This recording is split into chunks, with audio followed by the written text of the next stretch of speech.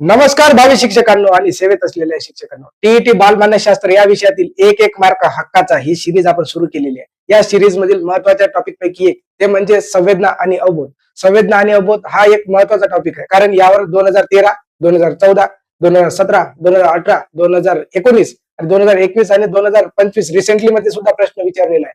Topic खूप सोपा आहे, परंतु काय असते, आपला अभ्यास झाला नसल्या कारणाने आपला एक एक मार्क हुकतो. म्हणून एक एक मार्ग हक्काची ही जी सिरीज आहे हे तुम्हाला नक्कीच फायदेमंद ठरणार. ही सिरीज आपण पूर्ण बघा. आणि आजचा टॉपिक जो आहे तो आहे संवेदना आणि अवबोध.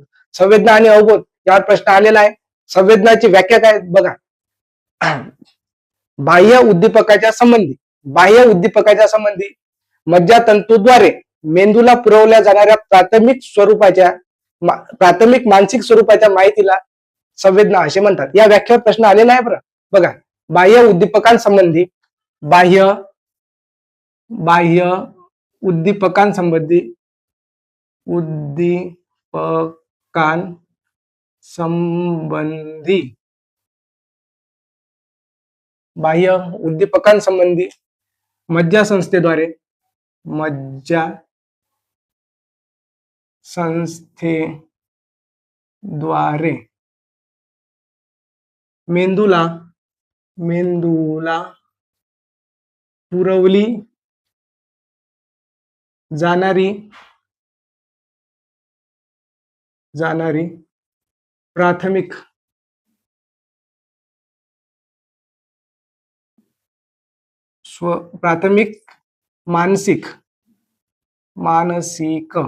जाणारी प्राथमिक मानसिक स्वरूपाची माहिती म्हणजे संवेदना. ही जी व्याख्या आहे या व्याख्येवर प्रश्न आलेला आहे. ही व्याख्या म्हणजे कशी आहे. बाह्य उद्दीपकांसंबंधी मज्जासंस्थेद्वारे मेंदूला पुरवले जाणारे प्राथमिक मानसिक स्वरूपाची माहिती म्हणजे संवेदना होय. संवेदना ह्या एकदम मतलब शुद्ध असतात. त्याला कोणत्याही प्रकारचं म्हणजे असं एक वेगळ्या प्रकारचं जे रूप आपण देतो ते काहीच नसते. ते अवबोधामध्ये येते. आपण जो काही अर्थ लावतो, जो काही काय आहे त्याच्यातलं हे आउटपुट जेव्हा बघतो ते अवबोध असते. संवेदना ह्या शुद्ध असतात, जशाच तशा आपल्याला हे जाणवत असतात. ह्यासाठी आपलं मन हे जागृत लागते. संवेदना जेव्हा आपल्याला काय असते हे बघायचं असलं ते जागृत लागते. परंतु सगळ्यात पहिले ज्ञानेंद्रिय नेमके कोणते आहे हे आपण बघा. सगळ्यात पहिले नाक,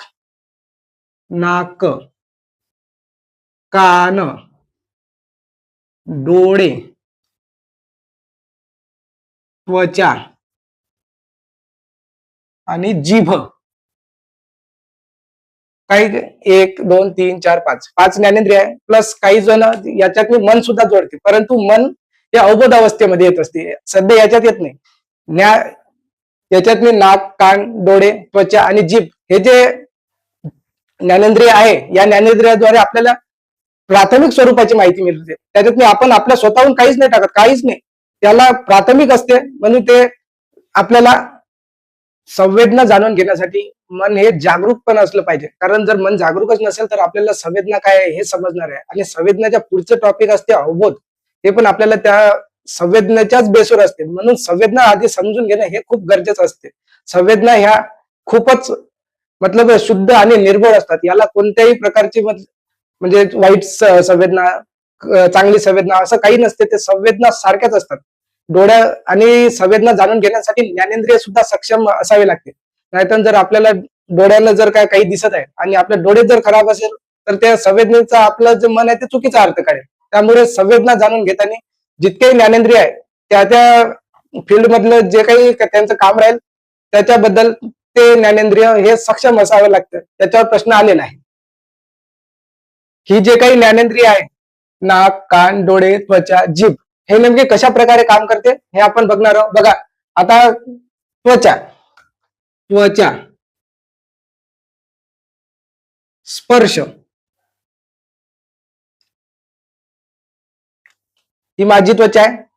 या त्वचेचा जो काही स्पर्श आहे तो स्पर्श मज्जासंस्थेद्वारे म्हणजे इथून जे काही आपल्याला जाणवलेलं आहे ते वाहून जाते. ते मज्जासंस्थेद्वारे वाहून जाते आणि ते मेंदूला कळते.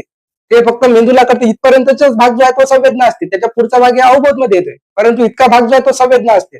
आता त्याच्यानंतर जीभ, जीभ, चव, खारट, तुरट हे सगळं अवबोध आहे बरं. फक्त ती जे संवेदना आहे कशा प्रकारे आहे ते पोहोचवणे म्हणजे संवेदना असते. बस इतकंच. त्याच्यानंतरचा टॉपिक नाक, वास, गंध, दुर्गंध इत्यादी.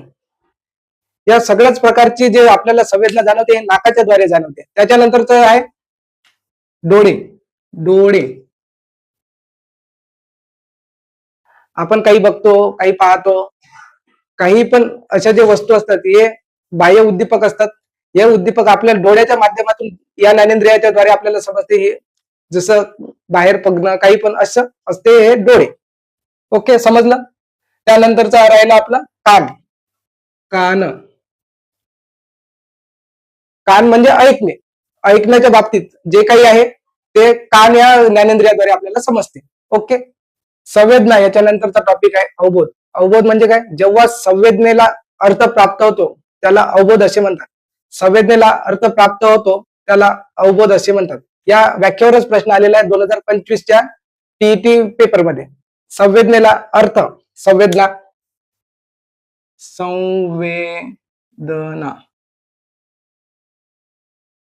Plus earth is equal to अवबोध.